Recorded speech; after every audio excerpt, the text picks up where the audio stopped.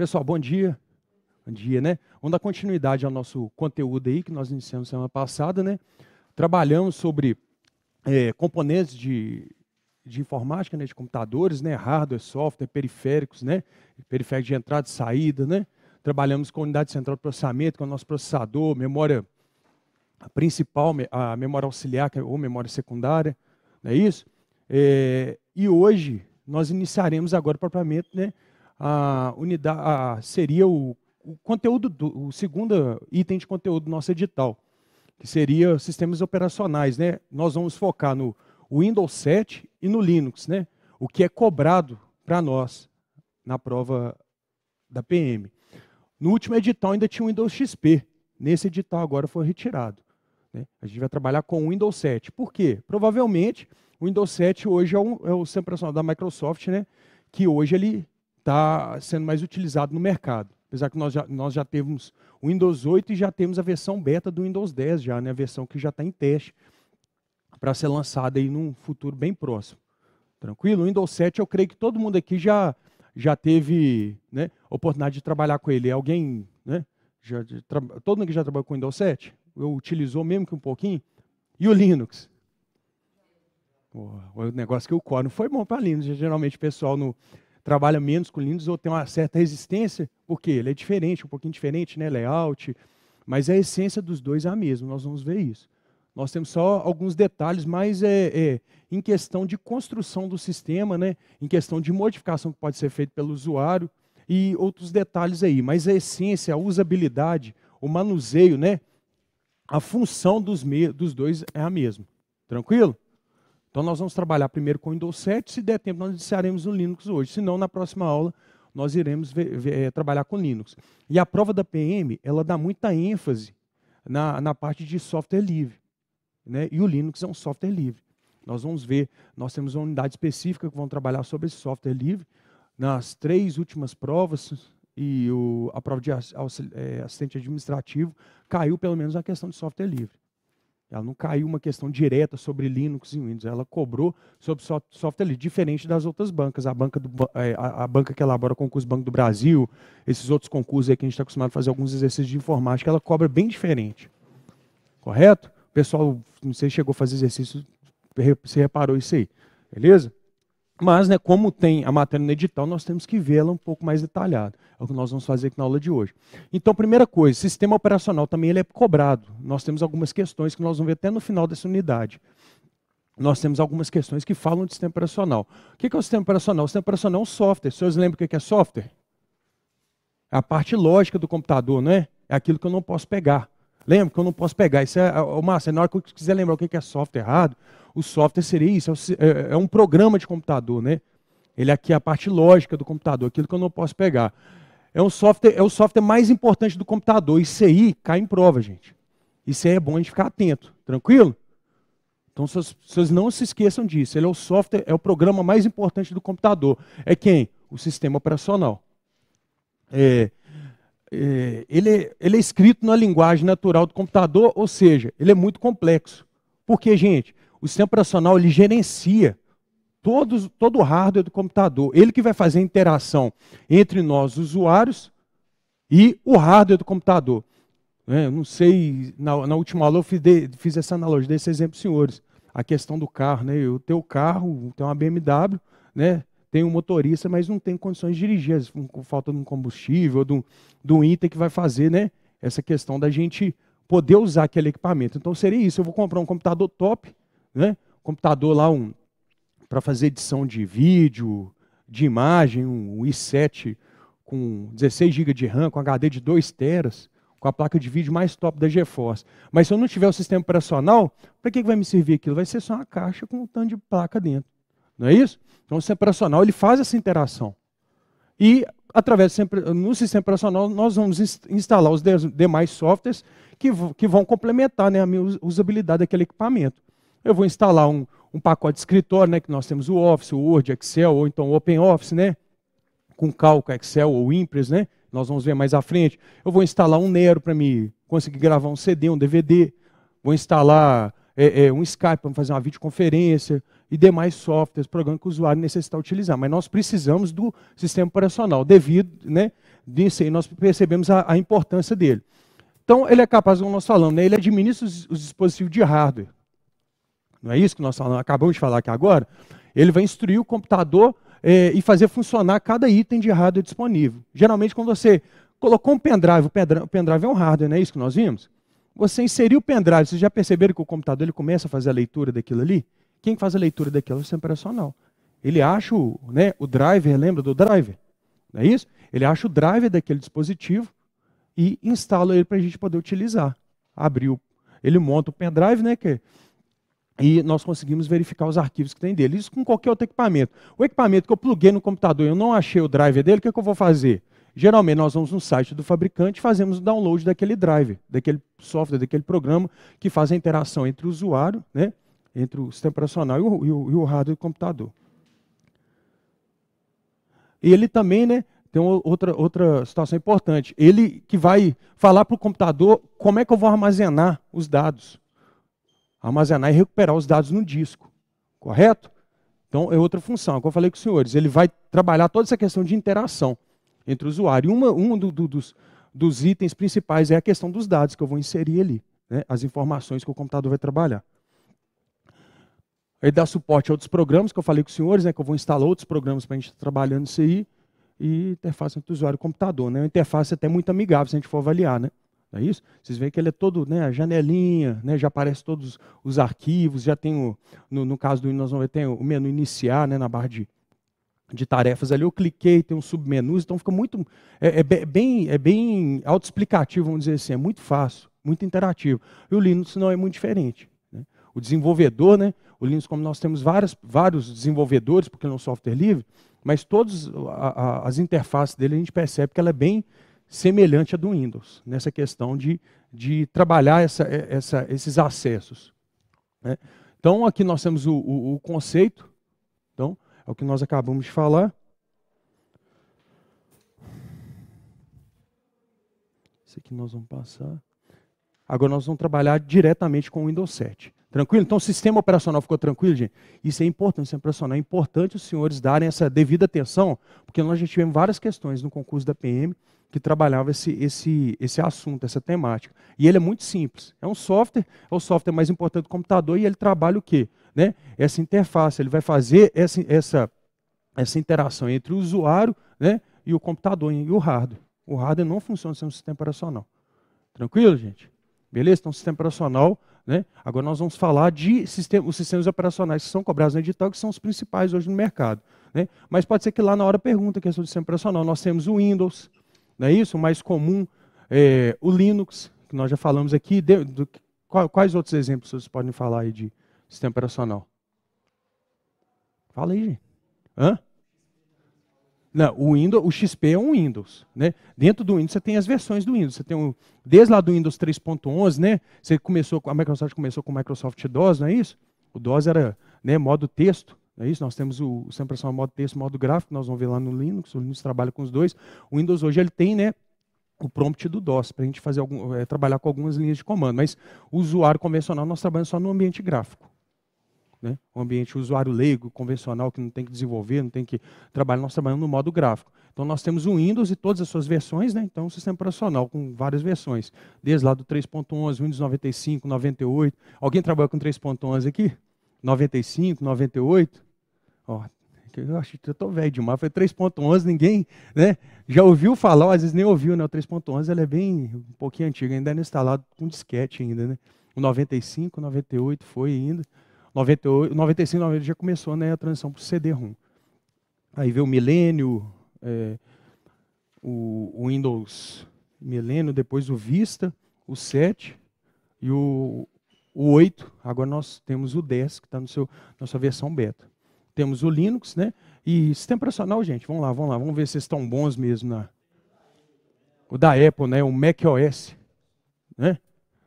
Ou o iOS, que é o do iPhone, do iPad, tranquilo? Então a Apple, né, ela tem um sistema operacional dela também, para os equipamentos dela. Hoje, os computadores mais novos da Apple, eles aceitam o Windows. Né? Até pouco tempo não aceitava, era exclusivo para o sistema operacional. Então, se vocês ouvirem falar o macOS, iOS, né? Cadê a canetinha? né? Quem tem iPhone aí, ou iPad, iOS, né? Ou macOS. Nós temos o Windows, que nós falamos, o Linux. Todo mundo tem smartphone aí, ou quase todo mundo trabalha com smartphone e tablet, né? Qual que é aqui é o programinha que vem instalado nele, o mais convencional? Android. O Android é um sistema operacional. Né? O conceito de sistema operacional. O que o Android faz no smartphone? Ele vai gerenciar todo o hardware ali, não é isso? E vai fazer essa interação. Entre o usuário, você instala os aplicativos, ele que vai abrir os aplicativos assim que você solicita. Então, o Android é um sistema operacional. Você tem um Windows Phone, né? O Windows 8 Phone, que chama, né? Que está vindo nos aparelhos da Nokia agora. Né? E o aparelho da Microsoft. A Microsoft ela comprou a Nokia. Então, a tendência é você ter essa... Né? Vamos ver. Acho que eles devem manter, podem manter por causa do o nome da Nokia, ele é muito forte no mercado. Microsoft, né? Então é tendência. Então a gente percebe aí, né, que, né, a fatia de smartphone hoje, né, as empresas eles estão tentando, né? E smartphone você tem tanto para computador, né? Você tem um Android, tem um Windows, né? O Android a base dele é Linux, né? Ele é desenvolvido em cima de Linux, o Android. Né? Então nós temos ainda os principais, né, que nós vamos trabalhar seriam esses. Faz, isso aí né, você tem que desenvolver aplicativo, né, um software, você, né, desenvolver, trabalhar com linguagem de programação aí, né, se especializar e desenvolve tranquilo. Né, isso vai ser um profissional da área, igual nós falamos.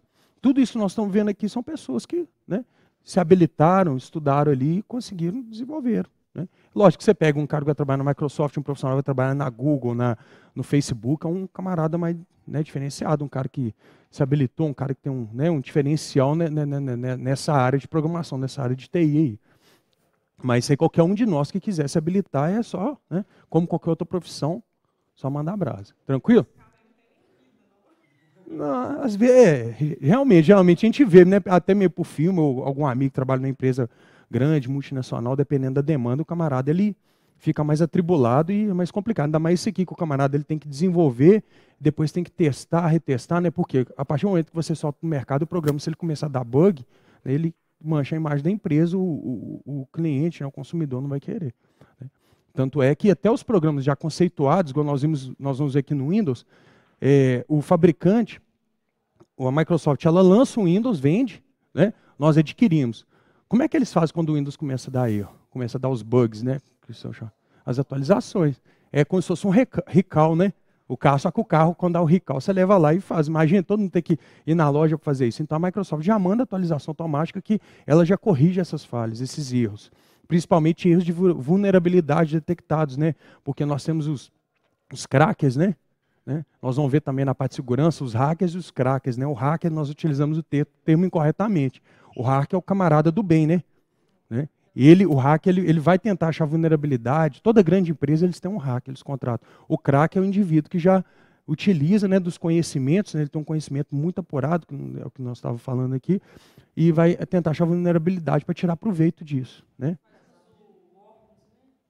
Worms, vírus, né?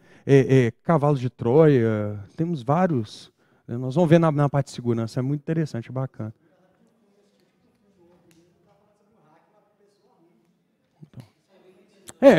Gente, o conceito, por quê? Nós temos a mania de que a gente, né, assimila um termo que é utilizado, generalizado pela sociedade, nós vamos utilizando, e às vezes quando nós vamos ver nessa situação um termo que está sendo utilizado incorretamente, ele ganha, né, aquele significado, mas se a gente for olhar na biografia, o nome, a nomenclatura, né, o significado correto, né, ele está invertido.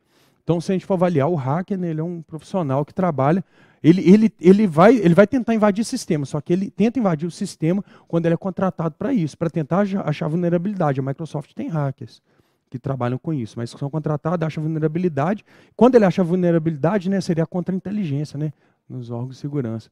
A contra-inteligência é isso, eles começam a trabalhar, né, com as vulnerabilidades e situações para depois, quando você acha vulnerabilidade, é muito mais fácil você conseguir, né, achar o conserto, né, para sanar aquele erro ali. Tranquilo? Então, a Microsoft, esses essas atualizações, principalmente a gente já tem no Windows 7 o Service Pack 1. Então já ouviu falar Service Pack? Né? No Windows XP você comprava lá o Windows XP Service Pack 1, Service Pack 2, SP, né? SP3. Então são pacotes de segurança, né? Security Pack, né? Pacote de segurança. No Windows 7 nós estamos no 1 ainda. Ele é até um pouquinho grande, né? Na hora que você vai fazer o download nas atualizações. Então, gente, isso aí seria, né? Essas atualizações que nós recebemos aí geralmente são para fazer esse tipo de problema. Ou então, às vezes, até um upgrade no sistema, né? Algum detalhe novo, porque a concorrência lançou. Então, nós temos isso aí para o Windows, nós temos para o Office. Para esses programinhas, os aplicativos nós instalamos geralmente no celular direto e reto, ele atualiza os nossos programas, já repararam?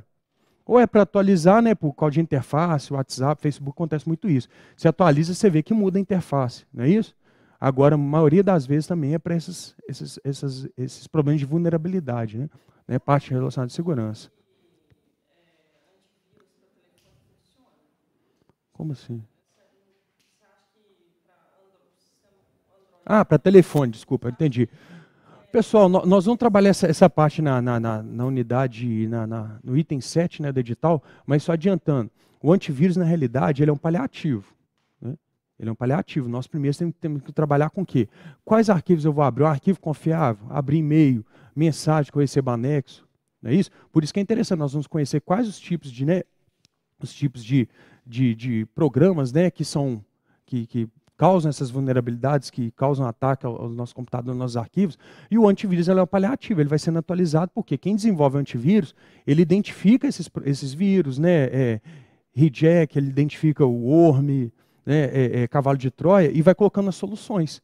Para na hora que você rastreia com o antivírus, né, ele identifica aquele problema no computador, ou manda para a quarentena, o usuário manda excluir. Mas para isso eles vão tendo que identificar. Agora, o primeiro passo é o quê? É igual no dia a dia na criminalidade. Eu chegar em casa, eu tenho que olhar o quê para não ser assaltado? Eu olho para um lado para o outro. Aí, dentro de casa, o vírus é a mesma coisa. Eu tenho que identificar o e-mail que eu vou receber, né, algum programa que eu vou instalar no meu computador sem ter certeza daquilo. Então, nós vamos trabalhar nessa unidade. O antivírus ele é válido. Ele é válido. Só que nem sempre ele vai ser a solução dos meus problemas. Né? E o antivírus gratuito tem a diferença. Né? Se o fabricante tem um gratuito pago, será que o gratuito ali ele é tão eficiente? Ele vai ser, mas ele não vai ser tão eficiente quanto o pago. E ele tem que estar sempre atualizado, é outro detalhe. Que nós vamos ver na unidade adequada. Então, assim, principalmente, primeira coisa é o usuário. Né? Mesma coisa no sistema operacional. Ele é vulnerável, ele recebe atualização. Mas se eu não trabalhar de um modo adequado, né, verificar certos arquivos que eu vou fazer download, né, pendrive, qualquer, né, outro de dispositivo que eu vou conectar no meu computador, principalmente através da internet, né?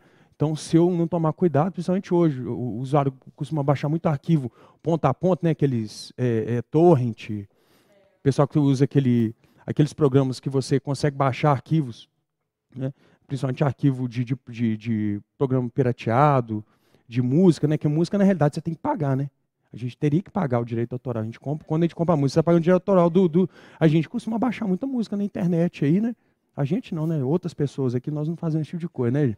Ou tem um amigo meu que faz isso, né? Não é assim? Então, a gente às vezes não repara quando você está abrindo, né? Você abre uma porta do seu computador para algum invasor entrar ali, roubar uma informação, um dado confidencial. Não é isso? E outros detalhes, instalar um espião, um programa espião na sua máquina, que ele consegue pegar seus dados. Então nós vamos ver isso aí na unidade 7. É muito interessante até para a vida pessoal. Além da gente estar estudando para o concurso, para fazer uma prova, a gente vai aprender algumas coisinhas aí que são interessantes para nós. A área de segurança ela é muito, né? Ela é muito, é um tema muito abordado hoje. Porque muitas vezes a gente confia demais, a gente vai acessando. No dia que acontece com a gente, que você fica esperto.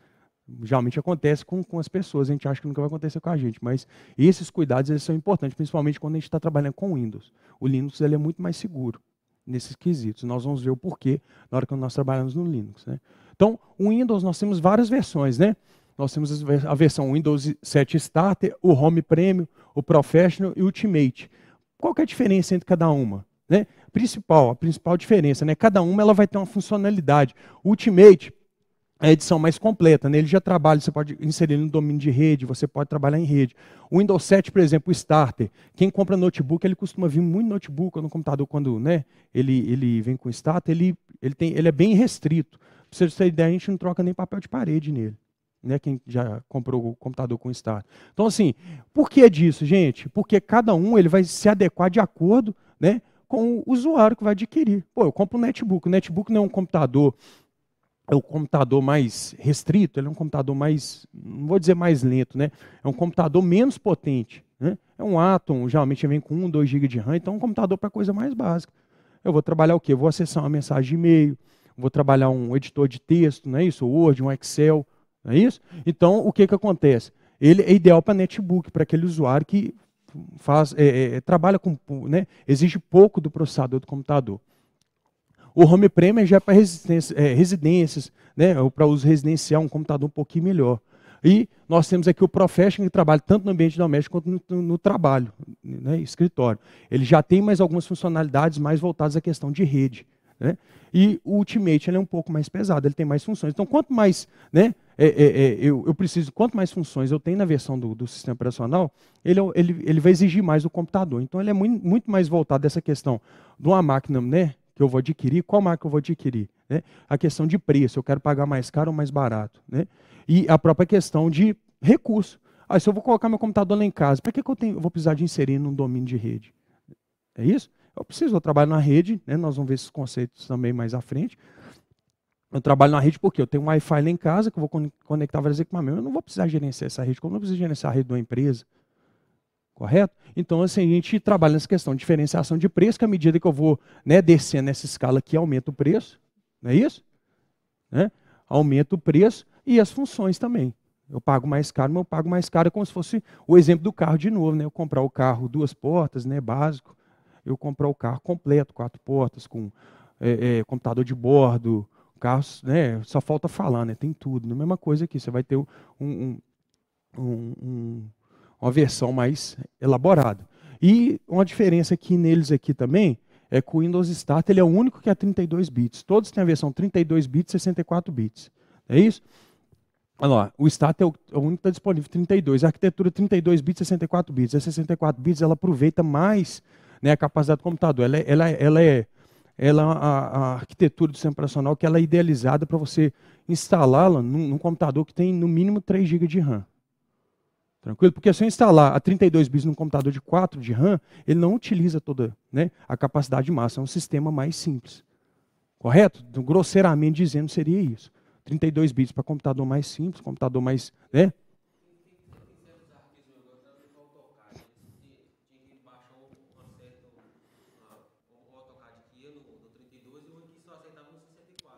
O que acontece, gente? Você tem essa situação que ele falou também. Além dessa questão, né, de aproveitar melhor a estrutura, a capacidade de um computador mais, né, mais potente, mais elaborado, nós temos a questão da versão de programas.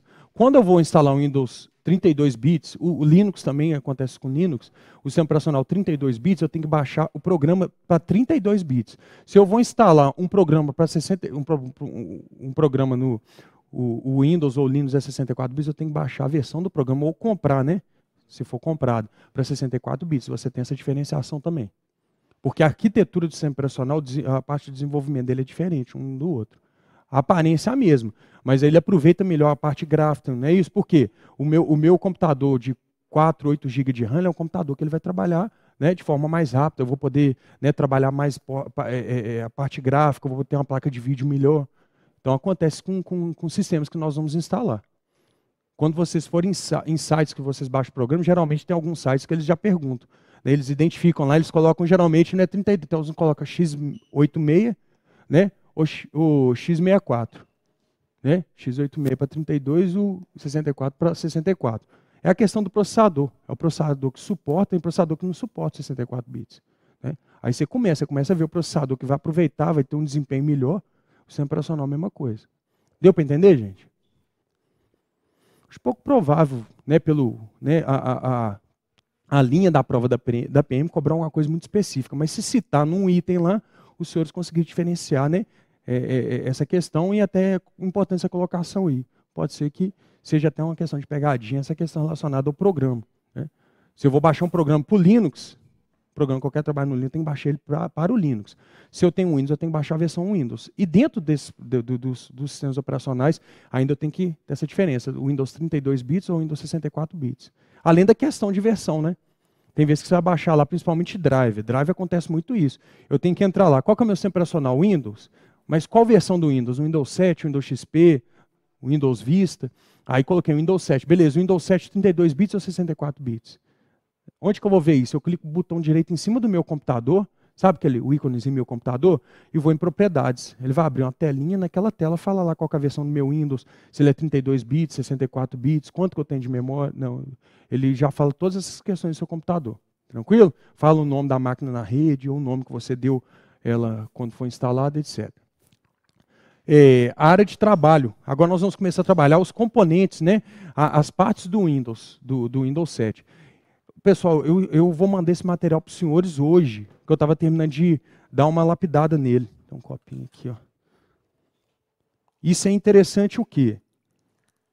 Nós temos essa versão, né, teórica, mas vocês também, dependendo de alguma dúvida que tiver, né, ou quem não tiver computador, quem tiver, eu imagino que a maior parte, ou todo mundo, né, tem acesso. Quem não tiver, vai na Lan House, ou então com um amigo, com um conhecido, e tentar dar uma mexidinha, né, ir lá na área de trabalho, no menu inicial, principalmente quem tiver dúvida. Quem não tiver, tranquilo.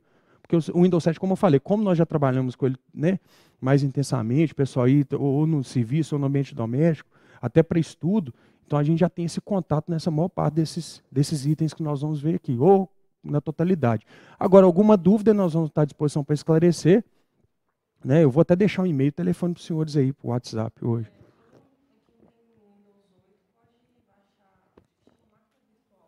A máquina virtual, mas é mais complicado, né? Mas isso é tranquilo, gente. Você acha no YouTube, na internet. Gente, hoje em dia, o camarada não precisa ser top, não precisa ser professor, não precisa ser nem profissional. Você entendeu o mínimo ali, você entrou no YouTube ali, ó, você consegue fazer muitas coisas, né? No Google, Dr. Google, que eles falam, né? O Google eles chamam de Dr. Google. No seu computador. A máquina virtual, o que ela faz, gente? Você instala um programa que é chamado máquina virtual. Essa máquina virtual, ela simula um ambiente do Windows 7. Por exemplo, tem um Windows 8, eu quero trabalhar com o Windows 7, a máquina virtual ela vai simular esse ambiente do Windows 7. Eu vou instalá-la, né? E dentro dela, quando eu executá-la, ela vai abrir o Windows 7, como se eu tivesse o Windows 7 executando no meu computador. Ou o Windows 7, às vezes tem a máquina virtual com Linux e com vários outros programas aí. Até com iOS, é isso mesmo. Tem vários, né? Todos os sistemas operacionais. O negócio é só procurar tal. Então, área de trabalho, né? A interface do Windows 7, a gente percebe que o Windows 7 já vem com a área de trabalho mais limpa que os demais programas, os demais sistemas operacionais da Microsoft. Não sei se vocês lembram, o XP já vem com mais ícones. E o Windows 7, quando eu pego a minha máquina limpa, comprei ela, ou acabou de ser formatada, a primeira aparência dela vai ter aquela tela azul, né? Com um símbolozinho da Microsoft, que é aquela bandeirinha dela, né, com 4 cores, e só a lixeira, com a barra de tarefas. Ela só vem isso na área de trabalho. Qualquer outra coisa que eu vou colocar, aqueles outros ícones, a mania que nós temos de salvar tudo que nós fazemos download, né? Tudo que a gente começa a trabalhar, a área de trabalho fica toda poluída, né? Cria até uma sensação de desorganização. Mas isso é mania de usuário, né? Correria, aquele trem todo. Então ela vem limpinha, ela dá uma sensação de sistema operacional mais, né, mais versátil, mais dinâmico, né? Então a área de trabalho mais suave. A barra de tarefas é a que fica bem na parte inferior, né? Que nós temos uma ilustração. A barra de tarefas, o menu iniciar e a área de trabalho. Né? Aqui nós temos eu não sei falar esse trem aqui, não. Gadgets, não é isso? Toda vez que eu vou falar, eu fico até meio gadgets, né? Esses são alguns, né, como se fossem uns complementos do sistema operacional que você coloca que eles vão te dar informações. Isso que ele mede o quê? Tanto o desenvolvimento, o desempenho, né, do processador, fugiu a palavra, gente, o desempenho do processador, ele vai trabalhando, ele vai como se fosse um conta-giro de carro, né? Ele mede o desempenho do processador. Isso que é um reloginho e aqui é a data. São, né, ou seja, esses gadgets, eles te auxiliam, né? Te mantém informado. Tem com previsão de tempo, tem vários, né, com várias funcionalidades. E os ícones propriamente dito, né? Que você vai instalando programas ou atalhos, você pode ensinar de trabalho para ficar mais fácil. Ou na área de trabalho ou na barra de tarefas aqui embaixo. Aqui nós temos o famoso reloginho, né? Aqui, se você clicar aqui, você tiver cheio de janela aberta, você clicou aqui, ele volta para a área de trabalho limpinho. Tranquilo?